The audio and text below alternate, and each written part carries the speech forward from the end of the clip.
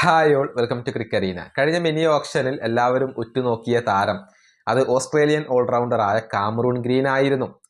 പ്രതീക്ഷിച്ച പോലെ കൊൽക്കത്ത തന്നെയാണ് അദ്ദേഹത്തെ സ്വന്തമാക്കിയത്. 25 കോടി രൂപയിലധികമാണ് കൊൽക്കത്തക്ക് ഈ താരത്തിന് വേണ്ടി ചിലവഴിക്കേണ്ടി വന്നിട്ടുള്ളത്. പക്ഷെ ഒരു മികച്ച താരത്തെ തന്നെയാണ് KKRന് ലഭിച്ചിട്ടുള്ളത്. ഇപ്പോഴിതാ കൊൽക്കത്തയുടെ മുഖ്യ പരിശീലകനായ അഭിഷേക് നായർ ഗ്രീനിനെ കുറിച്ച് സംസാരിച്ചിട്ടുണ്ട്. അതായത് ടോപ്പ് 3യിൽ തന്നെ അദ്ദേഹത്തെ ഉപയോഗപ്പെടുത്തും എന്നാണ് അഭിഷേക് നായർ പറഞ്ഞിട്ടുള്ളത്. അതുവഴി കാമറൂൺ ഗ്രീനിന് വരുന്ന സീസണിൽ 500-ൽ പരം റൺസുകൾ കൊൽക്കത്തയ്ക്ക് വേണ്ടി നേടാൻ സാധിക്കുമെന്നും അദ്ദേഹം പറഞ്ഞിട്ടുണ്ട്. അഭിഷേക് നായരുടെ വാക്കുകൾ ഇങ്ങനെയാണ്: ഞങ്ങൾക്ക് വേണ്ടി 500 റൺസുകൾ നേടാൻ കാമറൂൺ ഗ്രീനിന് കഴിയും.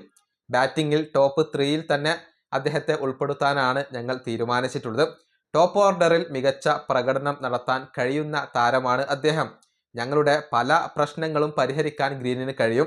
കഴിഞ്ഞ കുറച്ച് വർഷമായി ഞങ്ങളുടെ ടോപ്പ് ഓർഡറിലെ ബാറ്റർമാർ 400-ൽ പരം റൺസ് നേടിയപ്പോൾ എല്ലാം സക്സസ് ആവാൻ ഞങ്ങൾക്ക് കഴിഞ്ഞിട്ടുണ്ട്. ഇതാണ് അഭിഷേക് നായർ പറഞ്ഞിട്ടുള്ളത്. അതായത് ടോപ്പ് ഓർഡർ സക്സസ് ആയി കഴിഞ്ഞാൽ ടീം മൊത്തത്തിൽ സക്സസ് ആവും എന്നാണ് അദ്ദേഹം പറഞ്ഞിട്ടുള്ളത്. അതുകൊണ്ട് തന്നെ കാമറൂൺ ഗ്രീൻ 500-ലധികം റൺസുകൾ നേടും. അത് ടീമിന് വളരെയധികം ഉപകാരപ്പെടും എന്നൊക്കെയാണ് അദ്ദേഹം ഇപ്പോൾ വ്യക്തമാക്കിയിട്ടുള്ളത്.